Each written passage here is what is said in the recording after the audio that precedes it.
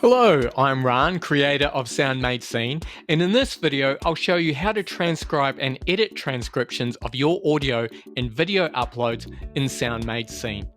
So here I am on an upload page. You can see the waveform editor at the top, and beneath that you can see the transcription tab. Now, the audio file is not currently transcribed, so it's showing us some options as you can see here. Now, if the entire upload is selected, the whole file will be transcribed. Otherwise, if just part of the uploaded file is selected, like so, you'll get the option to just transcribe the selected clip that will generate from here. In this case, though, I'm going to transcribe the entire file.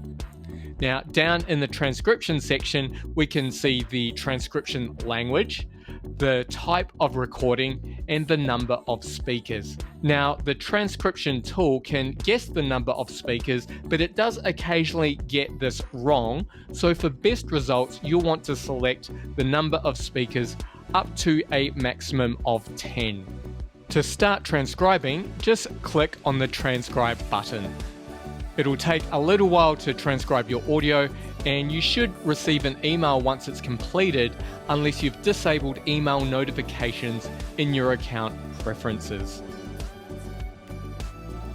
Now we can see our transcription. You'll see the speakers listed at the top. They'll show with the labels A, B, C, etc. You can rename these, which will also populate them in the transcription timeline.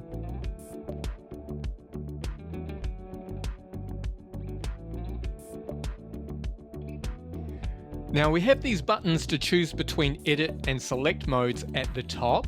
I've talked about the select button in our video 6 ways to select your audio, so I suggest you have a look at that if you're curious.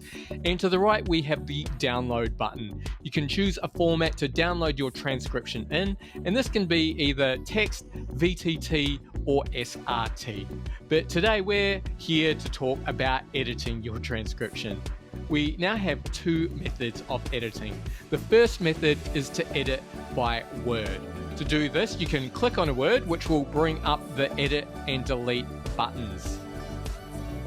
Clicking on the delete button will display a modal to confirm whether you want to delete the word. And the edit button will bring up a tooltip that allows you to edit the word. You can also check the Replace All Instances checkbox, which will replace all instances of the original word with the updated spelling. And this allows you to edit things just a little bit quicker. Simply click on the check mark to confirm and your transcription is updated. Now, editing like this can be a little bit slow, but I do have a couple of tips to help speed up the process. Rather than using the mouse to click on each word, you can use the Tab key to navigate through the transcription, and the Shift plus Tab key to navigate backwards.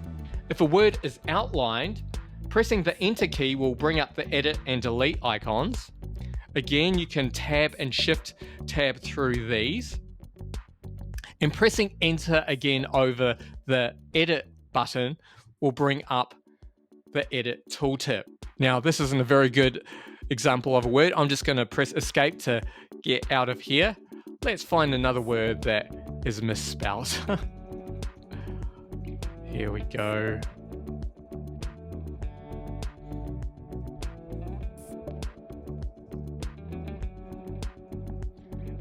And just simply press Enter here to replace the spelling of this word. You'll be able to continue using Tab key to navigate through your transcription. Now, in addition to editing by word, we've added the functionality to edit by passage or phrase, or utterance. It can have many different terms. If you hover over a phrase, the edit icon will show at the top right corner. Click on the icon to edit the current passage. While in edit mode, you can change the speaker by selecting from the drop-down at the top left if there are more than one speakers. We'll leave that for now because that is me.